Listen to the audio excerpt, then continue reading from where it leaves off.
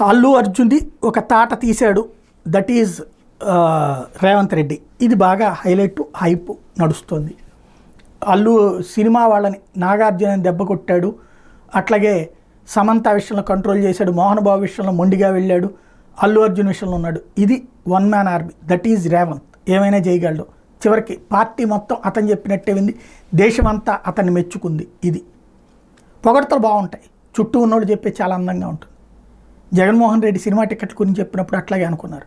సినిమాలకు సంబంధించి అందరూ అదే చేశారు. తీరా చూస్తే ఏమైంది, మొదట ఆయన పొగిడినోళ్ళు కూడా ఆ తర్వాత ఎవరికి వాళ్ళు ఒక్కొక్క టాపిక్ వచ్చేటప్పటికి తిట్టడం ప్రారంభించారు. శత్రుత్వం పెరిగింది, విమర్శలు పెరిగినాయి. ఆ విమర్శలకి తోడు ప్రతి ఒక్కడు ఏదో ఒక సినిమా వాళ్ళ ఫ్యాన్ అయి ఉంటారు. ఈ ఫ్యాన్ వాళ్ళ తల్లిదండ్రుల్ని మోటివేట్ చేసుకొచ్చాడు. అది కాస్త ఆ తర్వాత జగన్ గద్దె దిగడంలో కారణమైంది.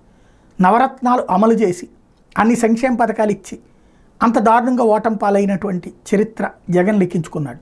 రేవంత్ ఏం చేస్తారో ఆయనే ఆలోచించుకోవాల్సింది.